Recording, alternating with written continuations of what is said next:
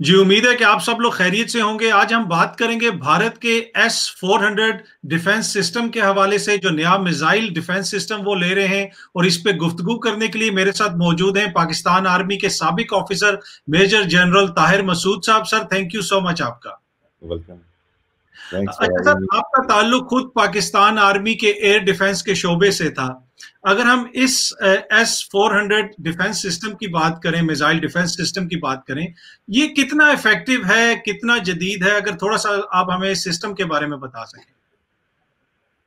Ji, no doubt this is one of the world best system. हाँ जी, इसमें तो कोई शक नहीं है किसी को भी, ना हमें, ना इंडियंस को, ना वेस्टर्न वर्ल्ड को भी इवन। इसीलिए, और इसके अगर आप कंपैरिजन करें तो नियरेस्ट इसके जो आता है इस सिस्टम के नज़दीक, वो आता है अमेरिकन पैट्रियट, जो पैक 3, वो भी, या उनका जो थिएटर थर्ड, उसको सिस्टम कहते हैं, theatre high altitude air defence system, America का है। बट उसको भी अगर आप 1:10 की उसके स्केल के ऊपर कंपेयर करें, तो अगर ये 10 पे खड़ा है S-400, तो वो 3 और 4 से ऊपर नहीं जाता, both in terms of I would say range, lethality, as well as जो इसके अंदर टेक्निकल एडवांसमेंट्स हैं। तो नो डाउट ये this is one of the best air defence system. बल्कि इसको इसकी रेंज की वजह से एयर डिफेंस नहीं, एयर ऑफेंस सिस्टम भी कहा जा सकता है कि जी, ये ऑफेंसिव रोल में ज्यादा यूज होगा more than the defensive role. ठीक है सर। जिस तरह आपको भी पता है कि इस बरस रशिया पहली डिलीवरी कर देगा, एक सिस्टम दे देगा अक्टूबर के महीने तक इंडिया को। इंडिया की टीमें इस वक्त वहां पे मौजूद हैं, मेरी इतलात के मुताबिक वहां पे उनकी ट्रेनिंग वगैरह भी हो रही है। और जिस तरह आपने भी जिक्र किया कि इस सिस्टम की जो रेंज है वो ऑलमोस्ट 400 किलोमीटर तक है। 400 किलोमीटर का मतलब ये है कि जब ये मिल जाएगा इंडिया को, ये सिस्टम, ये डिफेंस सिस्टम, ये मिसाइल सिस्टम, फिर तो वो एक तरह से पाकिस्तान का पूरी एयर स्पेस को कंट्रोल कर लेगा। पाकिस्तान के अंदर ही वो पाकिस्तान के जहाजों को, मिसाइलों को निशाना लगा सकेगा। तो इसका पाकिस्तान के पास कोई तोड़ है? जी, पहली बात आप वाली वही के पास 400 किलोमीटर रेंज, ऑल दो इट्स क्लेम्ड रेंज, क्योंकि ये पैट्रियट तो टेस्ट हो चुका मिडल ईस्ट के अंदर, इराक वॉर के अंदर। बट ये as far as this S-400 is concern, ये अभी तक बैटल टेस्टेड नहीं है। ऑल दो सीरिया में इन्होंने डिप्लॉय किया है रशियंस ने इसको, और उसके अलावा बेलारूस में डिप्लॉयड है, रशिया में खुद डिप्लॉयड है बहुत सारे सेक्टर्स के अंदर, चाइना के ने इसको डिप्लॉय किया है। बट ऑपरेशनली अभी तक टेस्ट नहीं हुआ in war zone conditions. One, दूसरा, 400 के ऊपर भी कुछ जो डिफेंस एक्सपर्ट्स हैं उनकी रिजर्वेशंस हैं कि ये बहुत अप करके उन्होंने इसको क्लेम किया है। बट उसको हाफ भी कर लें, एज पर सिप्री के एक एक्सपर्ट के मुताबिक इसको 200 भी कर लें, तो it's still a very formidable weapon. तो 400 के ऊपर जब क्लेम करते हैं, 600 का इसके ऊपर जो एक्विजिशन रेडार है वो 600 से ट्रैकिंग शुरू कर देता है, एक्वायर करना टारगेट शुरू कर देता है, उसके बाद मिसाइल्स को हैंड ओवर करता है और ट्रैकिंग रेडार को हैंड ओवर करता है, और फिर वो मिसाइल लॉन्च होता है। सो एक एक्विजिशन रेडार हो गया 600 वाला। फिर 400 तक इसके जो लॉन्गेस्ट रेंज, चार, आपको पता नहीं चाहिए इसके अंदर 4 से 5 टाइप के मिसाइल इस्तेमाल होते हैं इस पूरे सिस्टम के अंदर, जिसके अंदर 400 वाला मैक्सिमम है, फिर 250 वाला है, फिर 200 वाला है, फिर 100 वाला है, और मिनिमम जो है वो 40 वाला है। इन सारे, यानी पूरे का पूरा एक स्पेक्ट्रम जिसको हम कहते हैं, उसके अंदर ये एक ही सिस्टम पूरे स्पेक्ट्रम ऑफ एयर डिफेंस उसको कवर करता है। इसी तरह इसके ऑल्टीट्यूड कवरेजेस हैं जो कि डिफरेंट हैं। तो आपकी बात सही है, अगर ये बहुत फॉरवर्ड एरिया में नहीं लगेगा in any case, because strategic type का ये वेपन है, तो 100 किलोमीटर पीछे रह के भी बनाता है, उसको डिप्लॉय करते हैं इंडियंस और ऑपरेट करते हैं, तो स्टिल दे गेट 300 किलोमीटर या 250 kilometre inside Pakistani air space. और इसकी जो एक और बड़ी क्वालिटी है कि ये एक्सट्रीमली लो ऑल्टीट्यूड से लेकर, यानी जिसको हम आम मायनों में टी टॉप लेवल कहते हैं, वहां से लेकर तो ऑलमोस्ट 1 लाख फुट तक की बुलंदी तक को ये कवर कर लेता है, इसका जो रडार है और जो इसका मिसाइल है दोनों। तो ये बहुत ज़्यादा यानी हमारे लिए ख़तरनाक होगा। इन एनी केस जब ये डिप्लॉय करते हैं, डिप्लॉयमेंट की अपनी टेक्निक्स सारी हैं। तो 5 सिस्टम जैसे इंडिया ने अभी उसके साथ कॉन्ट्रैक्ट किया था 2018 में, और जिसके $5.5 बिलियन का आपको पता है उन्होंने इसका वो कॉन्ट्रैक्ट किया था 5 सिस्टम्स के लिए। तो 5 सिस्टम जब डिप्लॉय करते हैं और हर सिस्टम को आप ओवरलैप रख के भी कर लें, तो ऑलमोस्ट ये 2000 किलोमीटर्स की कवरेज लीनियर में मिल जाएगी इनको सिंगल लेयर में, जो कि बहुत पूरे का पूरा हमारा जो ईस्टर्न बॉर्डर है ऑलमोस्ट पूरे का पूरा कवर हो जाएगा। और जो स्पेशल जोन ऑफ उसका इंटरेस्ट होगा, जिधर उनके ऑपरेशंस हो रहे होंगे, वहाँ पर नेचुरली वो एक सिस्टम नहीं लगाएंगे, एक से ज़्यादा भी लगा सकते हैं। तो थ्रेट तो बहुत ज़्यादा है ये, यानी हमारे जो फॉरवर्ड ऑपरेटिंग बेसिस से एयरक्राफ्ट उड़ते साथ ही इसके निशाने पे होगा। इसके लिए जो रिस्पॉन्स है, रिस्पॉन्स की मद में मैं कहूँगा कि 3-4 लेवल्स के ऊपर इसका रिस्पॉन्स बनता है। एक टेक्टिकल लेवल पे है, एक स्ट्रेटजिक लेवल पे है, एक फिर नेशनल लेवल पे है। बेसिकली तो हमें व्यू करना चाहिए सबसे पहले, अगर पॉलिटिकल लेवल पे देखते हैं कि ये it will be a big source of destability in South Asia, हमारे रीजन के अंदर, जिधर पहले ही हमारा कोई हिस्ट्री आपस में रिलेशंस की इतनी अच्छी नहीं है। और टाइम एंड अगेन फिर पुलवामा आपने देखा है, इसके एग्रीमेंट के साइन होने के बाद पुलवामा का इंसिडेंट हुआ, जो कि अभी साबित हो रहा है गोस्वामी के भी जब चैट्स वगैरह सारे। तो पुलवामा जैसे अटैक में हमारा रिस्पॉन्स बहुत ऑप्शन हमारी लिमिटेड हो जाएंगी पीएफ के पास। एज फार एज जो अवेलेबल हैं उसके अंदर नेचुरली एयरफोर्स अपने एक उसके ऊपर काम कर रही है कि इस ऑपरेशन में, इस सिनेरियो में कैसे ऑपरेट किया जाएगा। बट स्ट्रेटजिक लेवल पे जो हमारे एनसीए के एडवाइज़र हैं और पुराने एसपीडी के डीजी हैं, उनका स्टेटमेंट भी आ चुका था कि स्ट्रेटजिक लेवल पे हमें इतना बहुत ज़्यादा सेटबैक नहीं होगा, बिकॉज इस मिसाइल के अंदर आपको पता है कि क्रूज मिसाइल और एंटी बैलिस्टिक मिसाइल को टैकल करने, बिसाइड्स एयरक्राफ्ट, क्रूज मिसाइल और एंटी जो बैलिस्टिक मिसाइल है उनको भी काउंटर कर सकता है। बट वो MIRVs हैं, उसके अंदर नैप ऑफ द अर्थ वाले टेक्निक्स हैं, वो सारी इसके अंदर बीट करने के लिए काम आ सकती हैं।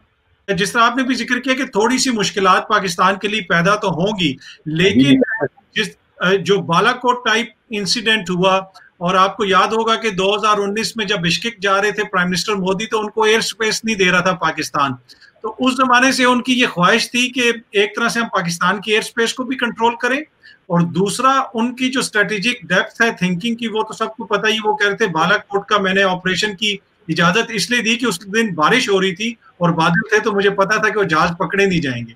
अब इस बंदे की ख्वाहिश ये है कि अब मैं पाकिस्तान में इस किस्म की हरकत करूं, और हमने देखा है कि माजी में वो पॉलिटिकल गेन्स के लिए इस तरह की चीज करते रहे। तो क्या इसके आने से उनको मजीद इस तरह के काम करने का मौका मिलेगा? और अगर आप मुझे स्पेसिफिकली बता सकें कि क्या बिल्कुल ही हमारा एयर डिफेंस और हमारी एयरफोर्स नाकारा हो जाएगी, कि या हमारे पास कोई तोड़ है? We shouldn't get too much, हमें इसके बारे में ज्यादा वरी नहीं करनी चाहिए। लेट 50s में यूनाइटेड स्टेट्स ने एक वेपन निकाला था जिसको 106 मिलीमीटर RR कहते हैं, जो एंटी टैंक उसके लिए रिकॉयलेस राइफल है, एंटी टैंक उसके लिए 106 मिलीमीटर आया है, उसका यूज हुआ था जब। तो उस वक्त के प्रेस में सारा आ रहा था कि इसके बाद टैंक वॉरफेयर, क्योंकि सेकंड वर्ल्ड वॉर ताज़ा हुई थी और टैंक वॉरफेयर बहुत उसने डोमिनेंट रोल किया था, जर्मन ब्लिट्जक्रीग और वो सारी दुनिया को पता है।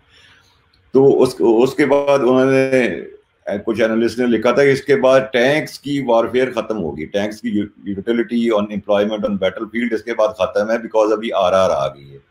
बट उसके चंद सालों बाद ही उसके वो काउंटर माइयर्स आ गए, फिर काउंटर के काउंटर माइयर्स आ गए, फिर उसके काउंटर माइयर्स आ गए। तो tank is still there, RR is still there, anti tank missiles भी आ गए। इसी तरह जब एयरक्राफ्ट आया था तो उन्होंने कहा एयरक्राफ्ट का तोड़ कोई नहीं है दुनिया के अंदर। फिर जब मिसाइल आ गए उन्होंने कहा जी अभी एयरक्राफ्ट की जंग खत्म होगी, अभी मिसाइलों की जंग रह गई सिर्फ।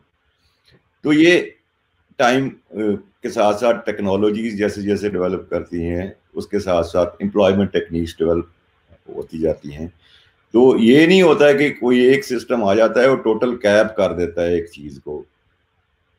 उस कैप करने की सलाहियत किसी भी सिस्टम के अंदर नहीं है। स्टेल्थ आ गया तो उन्होंने कहा था रडार नकारा हो गया। अभी जैसे इसके अंदर भी मौजूद है, S-400 के अंदर भी एंटी स्टेल्थ, यानी वो स्टेल्थ को एयरक्राफ्ट, यूनाइटेड स्टेट्स को खतरा ही यही है सबसे ज्यादा कि उसके जो स्टेल्थ एयरक्राफ्ट हैं उससे पकड़े जाएंगे।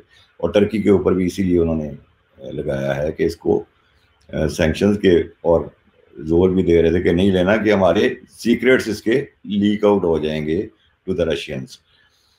तो वो एक एम्प्लॉयमेंट टेक्निक्स है, बिकॉज पूरी की पूरी इंडिया अपनी एयर स्पेस कवर नहीं कर सकता इसके 5 सिस्टम्स के साथ या 10 सिस्टम्स या 20 सिस्टम्स के साथ भी for that matter. There will always be gaps. फिर जितने ये होते हैं इलेक्ट्रॉनिक इक्विपमेंट सारे के सारे 24 घंटे कभी भी ऑपरेट नहीं कर रहे होते। उसके अंदर उसको रेस्ट चाहिए, उसको मेंटेनेंस चाहिए, इक्विपमेंट को खुद चाहिए। शिफ्ट को तो चाहिए होता है, वो तो आप चेंज कर लेते हैं, बट इक्विपमेंट को भी चाहिए होता है। फिर उसकी कवरेज एरिया है एक, उसके बाहर से आप ऑपरेट कर सकते हैं। फिर इसके अंदर इसको बीट कर सकते हैं, आप सिस्टम को अंदर बीट कर सकते हैं जब ये डिप्लॉय होते हैं। अभी तो चूंकि बिल्कुल नया नया है, इसकी खूबियों का तो वो उन्होंने बता दिया है, बट खामियां नहीं पता है। खामियां जब ये ऑपरेट होगा वो उसके सिग्नल्स पकड़े जाएंगे, एनालाइज होंगे, वो पता चल जाएगा कि कहाँ से कहाँ तक ये चल रहा है। ऑल्दो 600 किलोमीटर वो क्लेम कर रहे हैं, बट 600 किलोमीटर विद जो जिस बैंड की वो फ्रीक्वेंसी में बता रहे हैं वो कर्वेचर ऑफ अर्थ के मुताबिक चलती नहीं है, unless there is an airborne system which is feeding them, और या सैटेलाइट बेस्ड कोई सिस्टम है जो उसको फीड कर रहा हो। वरना नॉर्मल रेडार का, ग्राउंड बेस्ड रेडार का कवरेज 600 किलोमीटर, उसके लिए फिर बहुत बड़ा एंटेना चाहिए जो कि पूरा एक मैं कहूँगा बिल्डिंग एंटेना चाहिए। ठीक, तो जो ये सिनारियो पेश किया जा रहा है कि इससे मुकम्मल तौर पे हम पाकिस्तान की एयर स्पेस कंट्रोल कर लेंगे, ये इसमें कोई सदाकत नहीं है। और दूसरा ये कि सर क्या पाकिस्तान ने भी कोई नए सिस्टम्स वगैरह एक्वायर करने के लिए, अपनी सिस्टम्स को अपग्रेड करने के लिए चाइना वगैरह के साथ भी कोई मुशावरत वगैरह की है, इसलिए कि चाइना के पास भी ये सिस्टम है? जी चाइना, बल्कि कुछ लोग तो ये कहते हैं कि चाइना PLA ने इस प्रोजेक्ट को फंड किया है। जब ये S-300 से S-400 पे गए हैं और ऑलमोस्ट ये कैपेबिलिटीज की S-400 की S-300 के मुकाबले में डबल कैपेबिलिटी है इसकी हर मामले में, इलेक्ट्रॉनिक्स के मामले में भी और वेपन इटसेल्फ मिसाइल के बारे में भी। तो China was the first buyer also, foreign buyer सबसे पहला चाइना ही था। बेलारूस बाद में आया, उसके बाद टर्की आया और अभी रिसेंटली सबसे बाद में इंडिया आया। तो पहला बायर भी वही था। बट चूंकि रशियन टेक्नोलॉजी है, वो अपना उस पर बाउंड है उनके साथ या नहीं बाउंड है, वो हमें देते हैं नहीं देते हैं, या दे सकते हैं या नहीं दे सकते हैं। बट इन एनी केस हमारे पास अपना एक जो है डेवलपमेंट प्लान है, आर्मी एयर डिफेंस के अंदर भी और एयरफोर्स भी उसके ऊपर कॉग्निजेंट है।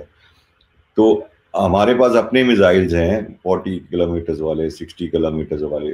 उसके बाद कोई एक्सटेंडेड शोर हेड्स हैं, फिर शोर हेड्स हैं बैटल एरिया के लिए, तो वो तो मौजूद हैं। बट वो अगेन आई वुड से कि वो डिफेंसिव सिस्टम है। ये वाला जो है एयर डिफेंस सिस्टम नहीं है। मैं I mean at the cost of reputation I would से it's an air offence system. तो इस तरह का हमारे पास कोई सिस्टम है नहीं। एक ये भी कहा जा रहा है कि ये जो सिस्टम इंडिया ने एक्वायर कर लिया है, इससे न्यूक्लियर थ्रेशोल्ड नीचे आ जाएगा, इसलिए कि पाकिस्तान के ऑप्शंस जब लिमिटेड होंगे, पाकिस्तान के पास टैक्टिकल न्यूक्लियर वेपन्स भी हैं, तो क्या कोई ऐसा खदशा है सर? देखें पूरे इसकी इम्प्लीकेशंस हम 3 उसमें ले लेते हैं पीरियड्स में। वन इज पीस टाइम, जो कि जैसे नॉर्मल हालात हैं, इसके अंदर आपकी सारी मूवमेंट्स वो ऑब्जर्व कर रहे होंगे, उनके रडार्स, आपकी फ्लाइंग श्लाइंग दाएं बाएं जितनी है, एरियल टारगेट्स की मैं बेसिकली बात कर रहा हूँ। Second is Pulwama type limited वाला कॉन्सेप्ट कि इंडिया एक बोगी क्रिएट करता है, जैसे पुलवामा में उन्होंने एक फॉल्स फ्लैग ऑपरेशन किया, एक बोगी क्रिएट की, थोड़ा से स्टैंड ऑफ वेपन मारे, और उसके बाद अभी आपका इंतजार कर रहा है कि आप क्या करेंगे। उसमें भी आपको लिमिट कर दिया फिर उसने। Third is all out war वाला सिनेरियो है। तो इन दोनों सिनेरियो में जो दूसरा और तीसरा है, लिमिटेड वाला और जो फुल स्केल वाला वॉर वाला, दोनों के अंदर आपके जब ऑप्शंस लिमिटेड हो जाएंगे, नेचुरली फिर वो जो एस्केलेशन की एक लेडर है, वो उसके रंग्स कम हो जाएंगे, उसकी वो डंडे जो होते हैं ना सीढ़ी के, वो कम हो जाएंगे, आप जल्दी उस पर थोड़े स्टेप्स में चढ़ जाएंगे। तो आपके पास फिर क्रूज मिसाइल्स वाला रह जाता है ऑप्शन, आपके पास बैलिस्टिक मिसाइल वाला ऑप्शन रह जाता है, आपके पास सबमरीन लॉन्च वाला रह जाता है, आपके पास साउथ से सर्कल करके या जहां से भी आपको गैप मिलते हैं आप उन टारगेट्स पे हिट करेंगे। आप इस एयर डिफेंस सिस्टम्स को नॉन कन्वेंशनल तरीके से भी हिट करेंगे। जरूरी नहीं है आपने मिलिट्री मीन्स के साथ ही करने हैं, आप कोवर्ट ऑपरेशन भी करेंगे। नेचुरली 5 रडार ही है ना अल्टीमेटली, जो एक्विजिशन रडार है, उनको टेक ऑन करना है, फिर टेक ऑन करेंगे आप। 5 में से 3 भी आपने ले लिए तो बस ठीक हो गया काम। इंडिया का लास्ट ईयर जो उनके कोई डॉक्यूमेंट्स वगैरह थे वो जो रिलीज हुए, कोई लीक हुए, उसमें इस तरह की बातें थी कि इंडिया जल्दी से एक्वायर करना चाह रहा है इसलिए कि जो लद्दाख में सिचुएशन है, चाइना के साथ हालात बेहतर नहीं है, और ट्रू फ्रंट वॉर अगर होती है तो ये सिस्टम S-400 बड़ा उसमें पिविटल, बड़ा कलीदी किरदार अदा करेगा। लेकिन चाइना के साथ जो बॉर्डर है इंडिया का, वहां पे जो माउंटेन रेंज है, वहां पे लाइन ऑफ साइट है, मतलब उस तरह बिल्कुल सीधी नहीं है वो, तो वहां पे ये कितना इफेक्टिव होगा ये वेपन, ये सिस्टम? देखें, जितने भी ये जो हमारे ट्रैकिंग वाले सिस्टम्स होते हैं, रडार्स होते हैं, वो हाई फ्रीक्वेंसीज पे करते हैं, और हायर फ्रीक्वेंसी जितनी होती जाती है उतनी वो लाइन ऑफ साइट की पाबंद होती जाती है। बीच में कोई भी अगर ऑब्स्टेकल उसके अंदर आ जाता है, चाहे ग्राउंड का कर्वेचर की वजह से है या कोई फीचर है, माउंटेन फीचर है, या बड़ी बिल्डिंग भी इवन एट टाइम्स, वो भी उसको क्लटर कर देती है और पीछे उसके कवर है। इवन जब इंडिया ने लिया था ये चाइना ने लिया था 2015 में, तो इंडियन डिफेंस रिव्यू में खुद छपा था, उनके एयरफोर्स के एक थे ऑफिसर, 2 स्टार थे, उन्होंने रिव्यू दिया था कि चाइना ने ये ले लिया बट इंडिया के अगेंस्ट ये इफेक्टिव नहीं होगा because of the same reason जो आप कह रहे हैं। तो आपका और इंडियन एयर वाइस मार्शल की थिंकिंग मिलती जुलती है। तो ये माउंटेनस रेंज है, बीच में अगर 100 किलोमीटर पीछे भी करते हैं वो अपने, तो हमारे पास कोई उसका खास इफेक्ट नहीं होगा।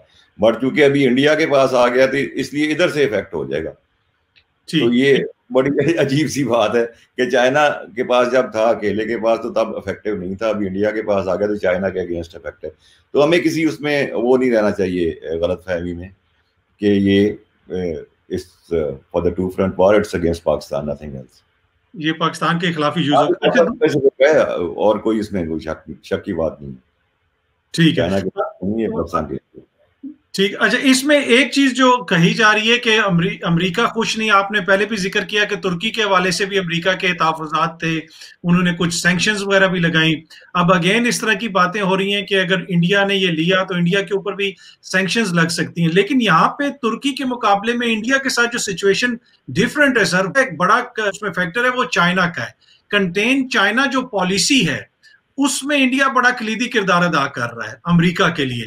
तो आपको लगता है कि अमेरिका उतनी शिद्दत के साथ इंडिया के खिलाफ कोई इकदाम करेगा, कोई सैंक्शंस लगाएगा जिस तरह उसने तुर्की के खिलाफ किया? अभी ये तो देखें, ग्लोबल जियो स्ट्रेटेजिक एनवायरनमेंट है जिसके अंदर India no doubt is playing its cards very well. आप मुस्लिम वर्ल्ड के अंदर भी देख लें, आप उसका रशिया के साथ भी देख लें, आप उसका वेस्टर्न वर्ल्ड के साथ भी देख लें, हर जगह वो अपने कार्ड्स ठीक प्ले करता है। जी बिल्कुल, टर्की और इसका situation is very different, but Turkey again we should not forget is a NATO member. तो वो उसको एज भी था बट वो उसके डिसएडवांटेज में भी गया कि नेटो के अंदर चूंकि सारे नेटो की स्पेसिफिकेशन हैं और उसके सारे सिस्टम्स ऑपरेट कर रहे हैं। ये नॉन नेटो एक बहुत बड़ा मेजर वेपन सिस्टम आ गया जो कि हमारी इंटेलिजेंस भी दे सकते हैं और हमारी बेशुमार चीज़ें, टेक्निकल स्पेसिफिकेशंस जो हैं वो लीक आउट हो सकती हैं through this system to Russia. American sanctions की जहाँ तक बात है तो आपको याद होगा कि ये ट्रंप के ज़माने में ही ये एक्ट पास हुआ था, जिसके अंदर प्राइमरीली उन्होंने रशिया को पनिश करना था और 39 या 40 रशियन डिफेंस और पेट्रोकेमिकल रिलेटेड इंडस्ट्रीज थी जो उन्होंने लिस्ट की थी कि इनके साथ जो भी डील करेगा वो कंपनी थर्ड पार्टी को भी के अगेंस्ट भी सैंक्शंस लग सकती हैं। तो बेसिकली तो रशिया को उन्होंने पनिश करना कि रशिया को पैसे ना जाएं। तो दिस इसकी जो S-400 की मैन्युफैक्चरिंग कंपनी है जो सेंट पीटर्सबर्ग में है, वो भी इसी लिस्ट के अंदर शामिल है जो S-400 बना रही है। बट इंडिया के ऊपर बहुत हैवी हैंड के साथ अमेरिका आएगा, आई डाउट दैट। ठीक, सॉरी आ गया।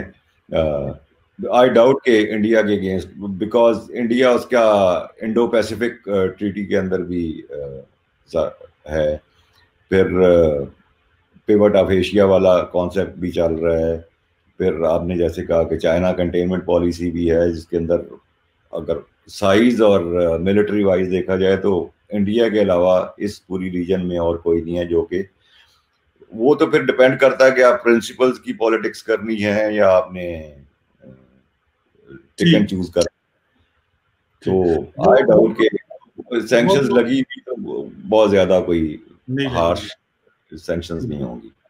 वो अमेरिका प्रिंसिपल्स की जितनी पॉलिटिक्स करता है वो तो पूरी दुनिया में सबको पता ही है। जनरल साहब, थैंक यू सो मच, बड़ा रियलिस्टिक किस्म का आपने इसके ऊपर अपना रिव्यू दिया। हमें मानना पड़ेगा कि एक ऐसा सिस्टम है जो यकीनन पाकिस्तान के लिए मुश्किलात पैदा करेगा। और वंस अगेन जनरल साहब, thank you so much sir आपके टाइम का। Thank you.